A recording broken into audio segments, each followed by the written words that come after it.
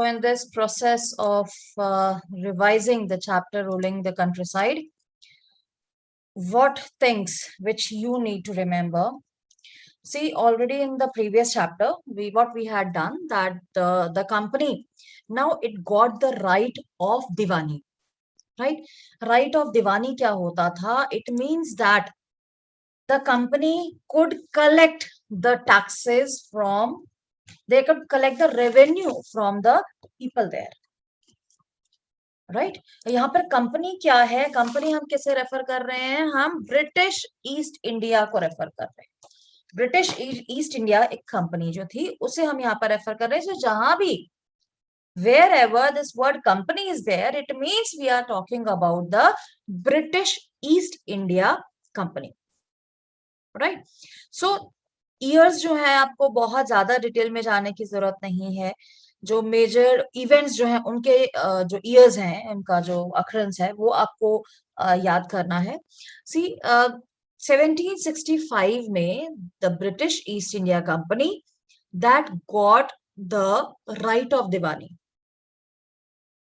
It means that at that time Mughal emperor had appointed the East India Company as the Diwan of Bengal. See, यहाँ पर जानने वाली चीज क्या है कि जो बंगाल था ये एक सेंटर ऑफ अट्रैक्शन था और एक ये बड़ी ही पावरफुल स्टेट भी रहा है। It had been a very powerful state, right? तो जो भी पॉलिटिकल एक्टिविटीज जो होती थी वो ज्यादा बंगाल में ही होती थी। और बंगाल जो था वहां पर जो ब्रिटिशर्स थे या ब्रिटिश ईस्ट इंडिया कंपनी थी, जबकि हम बात कर रहे हैं तब तक ये जो कंपनी थी that was a trading company only, right? अभी तक उन्होंने as such as a trader अपने आप को एक्सपैंड करना शुरू कर दिया था, राइट? अभी तक एग्जैक्टली जैसे हम कह सकते हैं रूलर, वो अभी तक एग्जैक्टली रूलर नहीं बने थे, अभी तक एज अ ट्रेडर ही काम कर रहे थे। रूलर बनना कब शुरू किया? जब उन्हें बंगाल का दीवान जो था वो बना दिया गया था। दीवान का काम क्या होता था? नॉर्मली रेवेन्यू के ऊपर कंट्रोल रखना, राइट? सो ये जो इवेंट था ये that was very important for the east India company, right? यहाँ हम बार बार जो वर्ड है हम ब्रिटिश ईस्ट इंडिया कंपनी इसलिए कहते हैं because many other companies were also there. French थे, डच थे, ये भी कंपनीज थी, ये भी ईस्ट इंडिया कंपनी ही कहलाती थी। क्यों? क्योंकि ये सारी की सारी यूरोपियन कंपनीज थी और उनके लिए जो इंडिया था that had been a eastern country, तो वो ईस्ट इंडिया कंपनी कहलाती थी। बट ये था कि आगे नाम चेंज हो जाता था, ब्रिटिश ईस्ट इंडिया कंपनी या French east India company and so on. हम जिस कंपनी की बात करते हैं हम ब्रिटिश ईस्ट इंडिया कंपनी की बात करते हैं। हम एंटायर जगह पर हमने कहीं भी हम लोग फ्रेंच या बाकी जो ईस्ट इंडिया कंपनीज है उनके बारे में हम बात नहीं कर रहे हैं, राइट? सो एज सच ये जो दीवानी का जो राइट इनको मिलना था that had been a very very important one because the chief financial administration of the territory was under their control. It means जितना भी अब पैसों का लेन देन जो है, मनी मैटर्स जो है, वो इनके अंडर आ गए थे, राइट? अब इनको ये पूरी फ्रीडम थी that they could control the land, they could even reorganize the revenue system. क्योंकि अब इनको दीवानी राइट मिल गए, अब वहां के जो फाइनेंस हैं वो इन्होंने ही हैंडल करने। तो अब वो एडमिनिस्ट्रेशन भी देख सकते थे, वो लैंड से रिलेटेड चीजें देख सकते थे, रेवेन्यू रिसोर्सेज को रीऑर्गेनाइज कर सकते थे, राइट? और वहां पर अब इनका पर्पस क्या था कि वो उसको इस ढंग से करना चाहते थे that could yield enough revenue to meet the growing expenses of the company. कि उसको इस ढंग से करते कि जो रेवेन्यू है, रेवेन्यू जैसे मैंने आप लोगों को पहले ही बताया था, वो सारे तरीके जिससे गवर्नमेंट को पैसा मिलता है, चाहे वो हमारा इनकम टैक्स है, चाहे वो रोड टैक्स है, चाहे वो एंटरटेनमेंट टैक्स है, चाहे एजुकेशन टैक्स है, जो भी टैक्सेस हैं, ट्रेड टैक्स है, एक्सपोर्ट इंपोर्ट व्हाटएवर, ये सारा जो है ये रेवेन्यू कहा जाता है। हमारा जो इनकम टैक्स है that's a part of the revenue, right? तो इनका पर्पस क्या था कि रेवेन्यू जो है वो इस ढंग से कलेक्ट हो, या इस ढंग से इसको इंक्रीज किया जाए कि जो इनकी खुद की खर्चे बढ़ रहे थे, जो कंपनी के खर्चे बढ़ रहे थे, वो सारे खर्चे जो है इस रेवेन्यू से पूरे हो जाए, राइट। और ये वो सारी चीजें परचेज कर सके जो ये चाहते हैं, और अपनी मर्जी से ये अपना बिजनेस प्रमोट करने के लिए जो चाहे ये बेच सकते हैं। तो ये एक पॉलिसी माइंड में लेकर, ये एक टारगेट माइंड में लेकर, ये जो ब्रिटिश ईस्ट इंडिया कंपनी थी, that had started working. Main purpose था रेवेन्यू कंट्रोल करना, राइट। अब इतने सालों से वो यहाँ पर थे, they were the trading companies, तो उन्हें इस चीज का आइडिया तो हो ही चुका था कि they had learn that it had to move with some cautions. मतलब ऐसा नहीं है कि वे अपने आप ही लोगों को जबरदस्ती कहने शुरू कर दें कि भाई आप रेवेन्यू दो या and so on. They had to move very cautiously. It means कि उनको बहुत ध्यान रखना चाहिए था। रीजन ये था because these were the alien powers. जो ब्रिटिश थे ये बाहर से आए थे, इंडिया उनका लैंड नहीं था, राइट। तो उनके लिए क्या जरूरी था कि अगर वो यहाँ पर पावर एंजॉय करना चाहते हैं, एक रिस्पेक्ट एंजॉय करना चाहते हैं, एक अथॉरिटी एंजॉय करना चाहते हैं, तो they had to take along the common people, right. Plus जिनके पास लोकल पावर थी, इट मीन्स जो लोकल रूलर्स थे, उन्हें ये कंट्रोल करना चाहते थे ताकि ये पूरी कंट्री को कंट्रोल कर पाए। बिकॉज जो लोकल रूलर है वो इनके अंडर में आ गए तो लोग तो ऑटोमेटिकली अंडर में आ जाएंगे इनके। सो ये एक टारगेट था, एक रेवेन्यू इंक्रीज करना है। सी बेसिकली हम कह सकते हैं कि रेवेन्यू का ही सारा चक्कर था। रेवेन्यू के ऊपर ही सोल राइट रखने के लिए ही they wanted to have a control over the local rulers also, right? So what they did ki they were having ample of ways to collect the revenue, right? अब revenue for the company क्या था कि no doubt this company had become the दीवान। अब जैसे दीवान जब बन गए हैं तो इनकी रिस्पॉन्सिबिलिटी भी बढ़ गई थी। रिस्पॉन्सिबिलिटी कैसे बढ़ गई थी कि when they had to control the finances of the area of the Bengal, तो उनकी रिस्पॉन्सिबिलिटी थी कि वहां पर वो इम्प्रूवमेंट भी करें, एग्रीकल्चर में इम्प्रूवमेंट करें, और वो कहीं ट्रेड में करें, बिजनेस में करें, कुछ I mean somewhere they had to invest and they had to increase it. But ये क्या था कि ये दीवान तो बन गए थे लेकिन अपने आप को ट्रेडर ही मानते थे। इनका पर्पस क्या था कि हम बैठे हुए हैं, हम रेवेन्यू कलेक्ट करी जाएं बट रिस्पॉन्सिबिलिटी ना लें हम। They wanted to enjoy the power without the responsibility, कि रिस्पॉन्सिबिलिटी जो है वो लोकल रूलर जो है वो उठाई जाए, हम सिर्फ वहां पे टैक्स कलेक्ट करें, राइट। हम सिर्फ रेवेन्यू कलेक्ट करें, right? So as mentioned that they wanted a large revenue income but was unwilling to set up any regular system of assessment and collection. उनका पर्पस ये था कि बस वो ज्यादा से ज्यादा रेवेन्यू कलेक्ट कर ले, यहां से यहाँ का जो फाइन कॉटन है वो परचेज कर ले, फाइन कॉटन, फाइन सिल्क, उसे इंग्लैंड जाके बेच दे, इंग्लैंड से जो रेडीमेड क्लॉथ है वो परचेज करें चीप रेट्स पर, और इंडिया में आके उसको डबल रेट पर बेच दें, राइट। सो ये पर्पस था बेसिकली। सी ये these were the traders. Traders का काम क्या होता है? ट्रेडर्स जो होते हैं ना, एक मैन्युफैक्चरिंग यूनिट्स नहीं होती हैं। ट्रेडर्स मींस एक जगह से सामान सस्ते में खरीदा और दूसरी जगह महंगे दाम पर बेच दिया, वो प्रॉफिट गेन कर लेते हैं, राइट। ट्रेडर्स जो होते हैं खुद बनाते हैं कुछ नहीं, ये सब सामान एक जगह से खरीदते हैं दूसरी जगह पर बेच देते हैं, राइट। सो एज मेंशन कि जब ये दीवान बन गए यहाँ के, तो अब ये था कि पहले इनको पैसा लाना पड़ता था ब्रिटेन से, कुछ भी सामान खरीदना है तो वहां से पैसा लाना पड़ता था, वो गोल्ड की फॉर्म में या सिल्वर की फॉर्म में आता था। अब जब यहाँ पर वो दीवान बन गए तो देवर गेटिंग द रेवेन्यू, और उससे क्या हुआ कि इन्होंने अपने जितने भी खर्चे थे वो इसी रेवेन्यू कलेक्शन से पूरे करने शुरू कर दिए। And the flow of the gold and silver that was there from Britain, that was controlled a lot, वो काफी हद तक कम हो गया क्योंकि सारा खर्चा तो ये बंगाल से ही निकाल रहे थे, राइट। अब इस समय क्या हुआ कि जो बंगाल की इकोनॉमी थी, because of these practices of the British, the economy of Bengal was going through the deep crisis.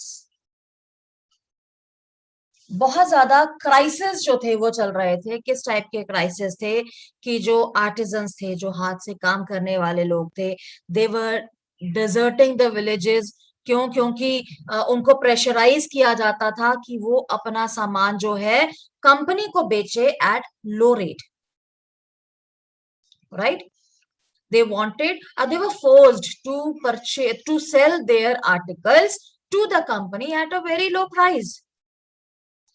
These peasants, they were unable to pay the dues that were being demanded from them.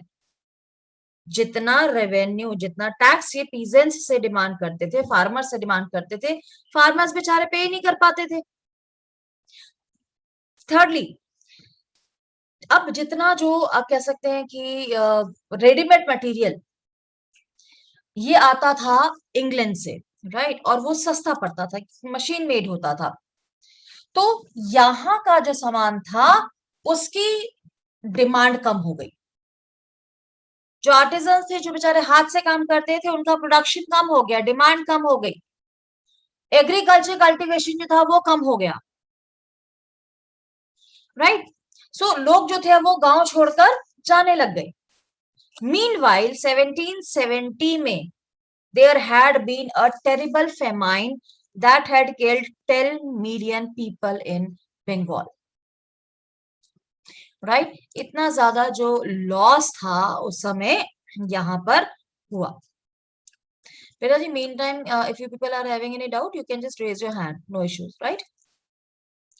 So अब ये बड़ा clear था कि जो policies थी Britishers की, that was actually declining the system और declining the economy of Bengal. लोग खुश नहीं थे, लोग जो थे वो सिटीज छोड़कर, अपने शहर छोड़कर जा रहे थे, गांव छोड़कर जा रहे थे, बिकॉज ये बड़ी एक आप कह सकते हैं रिप्रेसिव मेजर्स रहे हैं, या आप कह सकते हैं ब्रिटिशर्स बड़े रूथलेसली एक जो रेवेन्यू कलेक्ट कर रहे थे, तो that was not at all acceptable by the people, right. तो अब ये एक टाइम ऐसा आया कि अब ब्रिटिशर्स को लगा, उस कंपनी को लगा कि now there should be a proper system of collecting the revenue, कि भाई हम अपनी मर्जी से रेवेन्यू कलेक्ट कर रहे हैं, बट वो कोई सिस्टम नहीं है, पता ही नहीं लग रहा है कितना रेवेन्यू आ रहा है, कितना आना चाहिए, बिकॉज उन्होंने ऐसा कोई सर्वे नहीं किया था, राइट। सर्वे उन्होंने ऐसा कोई किया नहीं था, तो they were not even having this idea also कि भाई कितना रेवेन्यू जो है वो कलेक्ट हो सकता है या कितना इंक्रीज हो सकता है। तो ऐसा इनके पास कोई था नहीं सिस्टम ना। तो अब उन्होंने दे हैव डिसाइडेड कि एक एक फॉर्मल सिस्टम जो है that should be there, right. They felt, जो कुछ अच्छे कंपनी ऑफिशियल्स थे, दे आल्सो फेल्ट कि जिस ढंग से लोग जो हैं ये भाग रहे हैं, तो इन्वेस्टमेंट बहुत जरूरी है लैंड में। एग्रीकल्चर जो है that is to be improved, investment in the land is to be encouraged, क्योंकि रेवेन्यू तो लैंड से ही आना है, राइट। तो अब उनका थोड़ा दिमाग ठीक हुआ कि अब उन्होंने इसमें इन्वेस्ट करना शुरू किया, राइट।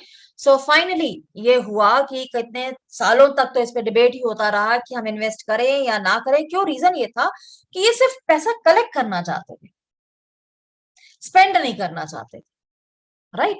दे वांटेड कि कोई डेवलपमेंट करने की जरूरत ना पड़े, ऐसे ही हमारे पास बैठे बैठे पैसे आते थे, right. So that was not possible. So ultimately फिर एक पॉलिसी जो थी वो इन्होंने निकाली, that was there in 1793। It was known as a permanent settlement, right? And by the terms of this permanent settlement, the Rajas and Talukdars were recognized as zamindars, right? जो rajas और तालुकदार थे अब वो जमींदार कहलाए। तालुकदार मीन्स वो जो land owners होते थे उस समय, तो उन्हें जमींदार का टाइटल दे दिया, राइट। अब जमींदार का टाइटल दे दिया and now they were asked to collect the rent from the peasants and pay to the company. तो इस हिसाब से क्या हुए, मीडिएटर्स हुए। यस अविनय बेटे, you have raise a hand. Good morning ma'am.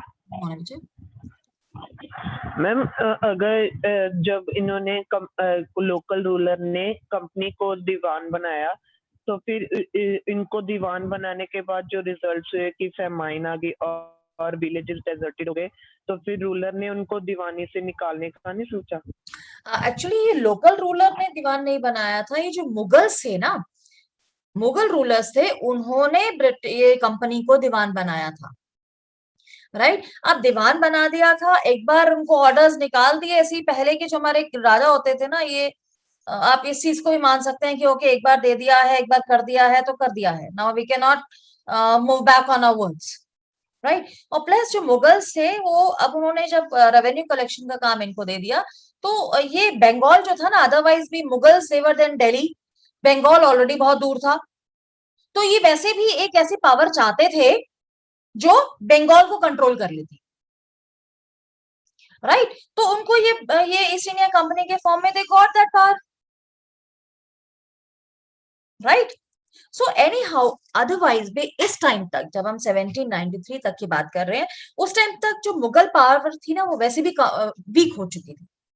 आप लोगों ने क्लास 7 में पढ़ा हुआ है that after the death of Aurangzeb, Mughals already weak हो चुके थे, राइट। और दूसरी तरफ जो ईस्ट इंडिया कंपनी थी वो स्ट्रॉन्गर हो रही थी।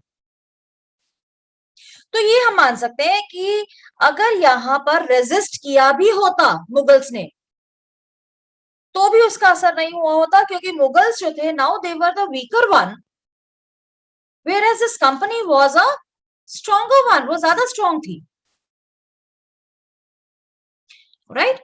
सो एज मेंशन कि ये इनको जमींदार के एक टाइटल दे दिया गया, और जमींदार का काम क्या था कि now they had to collect the taxes from the revenue from the peasants, peasant से रेंट जो है जमीन पे जो भी फिक्स किया है वो कलेक्ट करना है और कंपनी को देना है, और ये जो अमाउंट देना है ये फिक्स था, इट वॉज फिक्स परमानेंटली, तभी इसे परमानेंट सेटलमेंट कहा गया, right? The amount was fixed, so that's why it was known as a permanent settlement. It means कि ये फ्यूचर में ना तो इंक्रीज होगा ना डिक्रीज होगा, फ्लक्चुएट नहीं होगा, एक अमाउंट फिक्स कर दिया वो ही रहेगा, राइट। इन्हें ये लगा था कि अब हमने एक अमाउंट फिक्स कर दिया, तो अब हमें एटलीस्ट ये इतना पैसा तो आता ही रहेगा, right. It they were insured कि अब एटलीस्ट जितना अमाउंट हमने फिक्स कर दिया है, that will be a regular income for us, right. और उन्हें ये लगा कि ये जो जमींदार हैं, these people will also be investing in improving the land, क्योंकि जितना ज्यादा कलेक्ट करेंगे उतना ज्यादा इनके लिए बेटर रहेगा, since the revenue demand of the state would not be increased, जमींदार would benefit from increased production from the land. उन्हें ये लगा कि हमने एक रेवेन्यू फिक्स कर दिया है, राइट। अब ये जो जमींदार है ये तो हमें फिक्स रेवेन्यू देंगे, लेकिन if they are investing in the land, if the production is increase, इन्होंने एक्चुअली जमींदार को फिक्स नहीं किया कि तुमने कितना कलेक्ट करना है, इन्होंने ये कहा था कि तुमने हमें कितना देना है। उससे क्या हुआ, जमींदार कंपनी को एक फिक्स्ड अमाउंट दे देते थे, पीजेंट से ज्यादा कलेक्ट कर लेते थे, तो बेनिफिट जो था वो इन्हीं का हुआ। लेकिन क्या हुआ कि लेटर स्टेजेस में ये इट वाज ऑब्जर्व कि ये ऑलरेडी इन्होंने इतना ज्यादा रेवेन्यू फिक्स कर दिया था कि it was difficult for the zamindars also to pay, already amount जो था वो बहुत ज्यादा था। तो अब इस परमानेंट सेटलमेंट के साथ प्रॉब्लम्स क्या आई थी कि एक तो ये परमानेंट था, राइट। जो कंपनी ऑफिशियल्स थे उन्होंने ये पता लगाया कि जो जमींदार थे they were not investing in the improvement of land. Reason जैसे मैंने ये बताया कि जो परमानेंट सेटलमेंट के अंडर रेवेन्यू फिक्स किया गया था वो ऑलरेडी इतना ज्यादा हाई था that the zamindars found it difficult to pay, right. वो ऑलरेडी इतना हाई था कि जमींदार जो थे उनको बहुत मुश्किल होती थी इसे पे करने में। सेकेंडली, इन्होंने क्या पनिशमेंट रखी हुई थी कि जो पे नहीं कर पाएगा, their lands would be confiscated, right. So जो जमींदार ये पे नहीं कर पाएगा उसे हटा दिया जाएगा, उसे जमींदारी ले ली जाएगी, किसी और को दे दी जाएगी, राइट। सो कितने ऐसे एरियाज जो थे वो ऑक्शन करके कंपनी ने बेच दिए, राइट। सेकेंडली, अब प्राइस इन द मार्केट रोज, क्योंकि अब समय कल्टीवेशन जो था या एग्रीकल्चर प्रोडक्शन था वो थोड़ा बढ़ रहा था। उसके कारण क्या हो, वो बढ़ा, उसका मार्केट प्राइस बढ़ गया, पीजेंट्स को बेनिफिट होना शुरू हो गया। तो अब पीजेंट्स के पास ज्यादा आ गया, जमींदार ने भी उनसे ज्यादा लेना शुरू कर दिया, लेकिन कंपनी के लिए फिक्स था, कंपनी को कोई फायदा नहीं हो रहा था क्योंकि उन्होंने तो ये जो रेवेन्यू था दैट वाज फिक्स्ड, राइट। वो ज्यादा डिमांड भी नहीं कर सकते थे, वो इंक्रीज भी नहीं कर सकते थे because already they had fixed it up, right. So, because of this, you can say कि the company they thought of having some other plan where the revenue could be increased with the increase in production, right? Anyhow, ये जो permanent settlement था इसके अंदर जो जमींदार थे उनको खास इंटरेस्ट भी नहीं था क्योंकि इतना ज्यादा रेवेन्यू कलेक्ट करना पीजेंट्स है उनके लिए भी मुश्किल होता था, right? और some had also lost their land also, reason is कि रेवेन्यू पे, हाई रेवेन्यू पे करने के चक्कर में बेचारों ने कई बार अपनी जमीनें भी बेच दी, right? So they were not at all interested in such type of zamindari, they were not interested in improving the land even, right? क्योंकि अर्न इतना कर नहीं पा रहे थे जितने इनके एक्सपेंसेस हो रहे थे, right? And on the other hand, in the villages, the cultivators found the system extremely oppressive.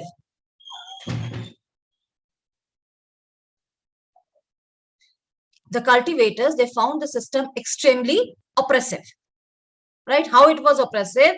That the rent they paid was high and even their right on the land was insecure.